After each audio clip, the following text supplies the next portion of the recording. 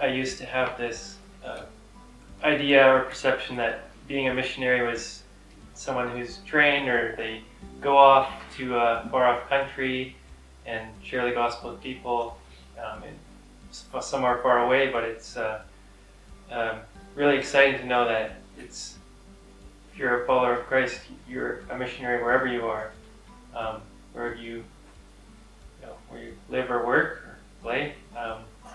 And for me, it's been a totally fresh perspective. Just gives me a new sense of purpose, going about the way I live and being more intentional with the people in my life, particularly my roommates, my coworkers. And oftentimes I realize that living as a missionary, it's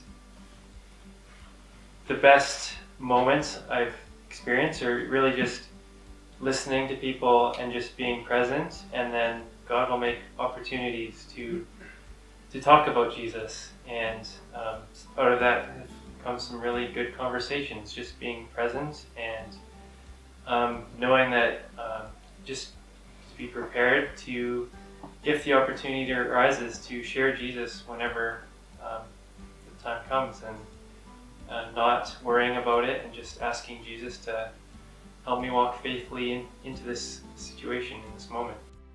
The one thing that is so much nicer for me now is that I realize it's not a magical formula. You don't have to do an Alpha course, and be baptized, and become a member of the church before, say, starting being missional in your actions.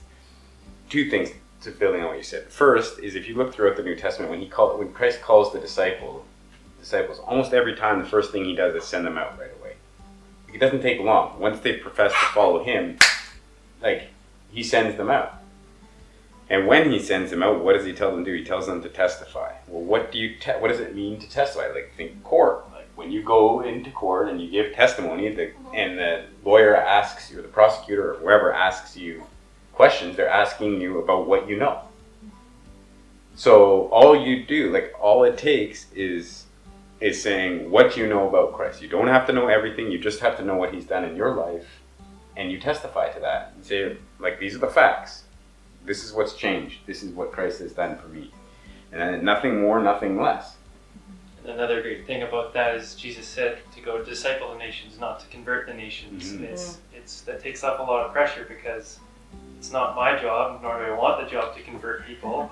Only God can change hearts and minds, and so it takes off the pressure that I just have to be a missionary. It's just walking faithfully with Jesus and inviting others into that and modeling what that looks like.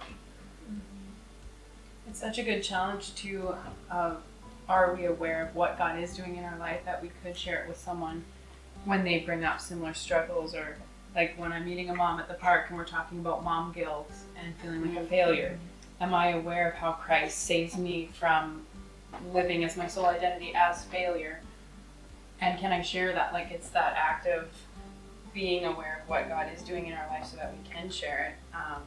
That's been something that I've been really challenged with over the last few months. Is it on my mind? Am I thinking about it? Am I taking time out of my day to process different things and bring the gospel into my daily life, so that when I'm talking to someone else about regular life things, I know how Jesus is showing up for me and saving me in that. I've got one coworker who's born in Israel, and he won't have a religious conversation with me, but he'll ask me all kinds of questions about what I'm doing. So while deflecting about his own beliefs, but that's part, I'm trying to spread my belief, I guess. So it's been a really interesting experience bringing it up with somebody who I'm not sure if they're going to be aggressive questions or disbelief or trying to shut down my faith, and none of those things have happened, but it's been an internal test. Am I going to represent this properly? Is that even my job? How do I just bring the awareness that I have to the people around me? And the other side of it is, most of the people I work with are firm non-believers. So they'll they like to tease. We all kind of chuck.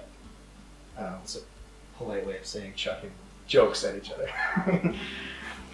So in that humor, I'm able to also like bring a little bit more knowledge to them. Like, well, they'll quote something or misquote something to me, and they'll say, well, actually, do you know what gospel really means? The word means good news. It doesn't mean truth and law, like we're led to believe as when we're kids. So even those little moments of being able to bring that small bit of extra information to people who may not be believers, or may be on the fence, or may be like actively against belief, it's been kind of rewarding.